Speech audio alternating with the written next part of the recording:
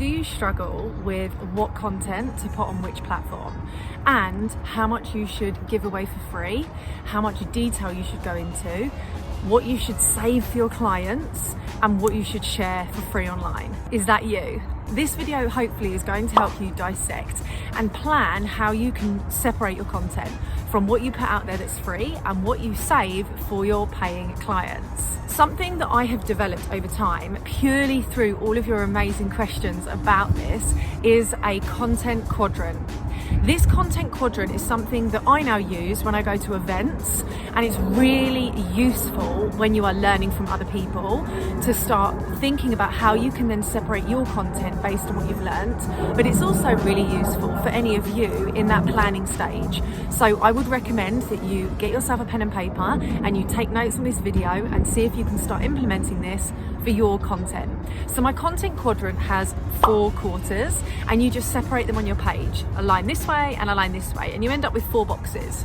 And in the first box, I want you to write the word free, and we're going to look at all of the content you could put out for free. And this is simply the overarching message, the overarching theme or title or problem that you're going to solve. So in that free quarter, you could have how to overcome imposter syndrome, how to increase your confidence, how to show up online using live video, how to use Instagram stories. So you would just have the fundamental things that you want to start talking about. And as an online entrepreneur, you want to be thinking about what your message is and what your business is built around. So this free content is going to be themes that resonate and align with your business model, your business message, and you as the entrepreneur, and what your job role is in your business. So that free content is just the overarching message. And then the box next to it is platform. Then I want you to think about how the content that you've put in that free box can be distributed on the platforms you use. So you would then take your platforms, you might have Instagram, Facebook, and YouTube. How to overcome imposter syndrome.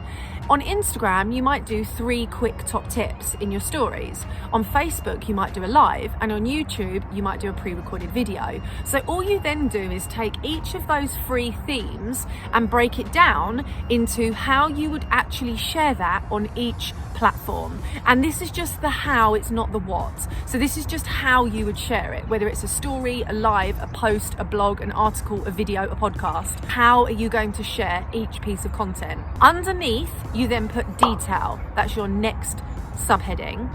And the one next to it is going to be paid.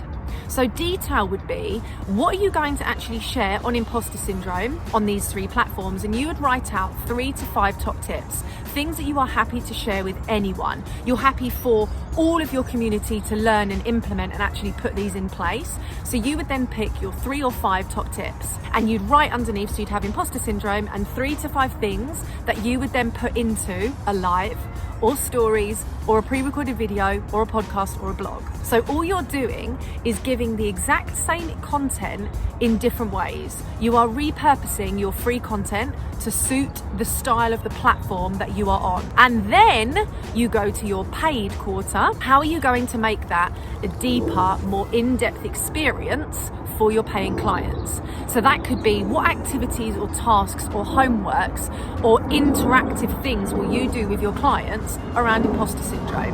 How can you dig deeper with them on this? What have you learned that links to psychology or your mindset or affirmations, law of attraction, that you can then help someone with on a more personalized basis?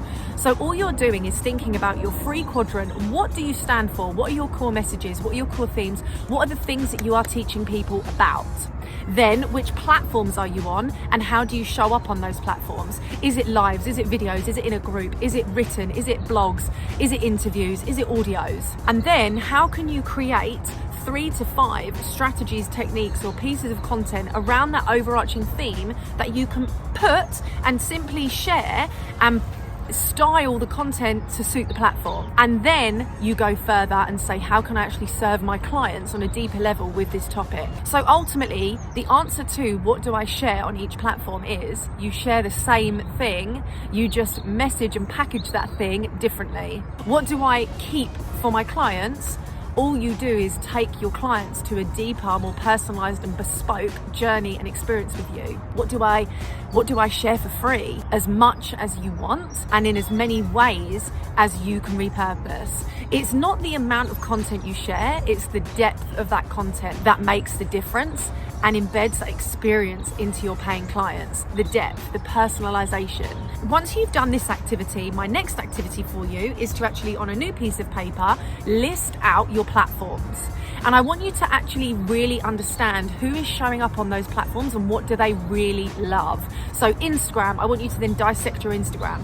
I then want you to do the same with Facebook, YouTube, podcasts, wherever you show up. How do your audience love to learn on those platforms? Do you get loads of people watching your lives and no one comments on your written posts on Facebook? That tells you how your tribe like to learn. Do you get so much engagement on your stories on Instagram but not much on your IGTV? Or do you get loads of engagement on your posts and not on your stories? Start to actually unpick each of your platforms and then go back to the initial content quadrant and work out how can you then facilitate that type of content that you know your audience needs because you've been looking on your platforms and analyzing, and then create it.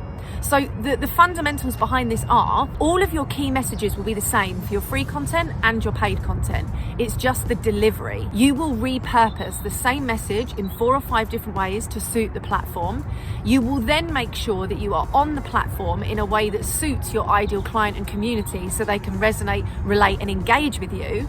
And you will then take your one-to-one clients on a deeper level and give them more personalized support. And by showcasing what you know in your free content, they are much more likely to invest with you as a paying client or customer because they've seen an element of you modeling what it is that you can help them with. So you don't save anything back, you just deliver it in a way that everyone can relate to. And if someone is ready to take that on a deeper level with you, they will reach out and say, I loved what you did on imposter syndrome, and I actually really want to focus on this from a personal standpoint. And they will be able to, you will be able to then take them on that deeper journey. What to post on each platform, how to show up, what to keep for your clients and what to share for free. I really hope this has given you some food for thought and some homework and things that you can start doing to take control of how you plan your content, how you share your content, how you repurpose your content, and how you go deeper to support your clients. If you have any questions about the platforms you're on or how you use them, please put them in the comments below, because that's what I'm here for, to help make your business more successful and keep you happy in the process.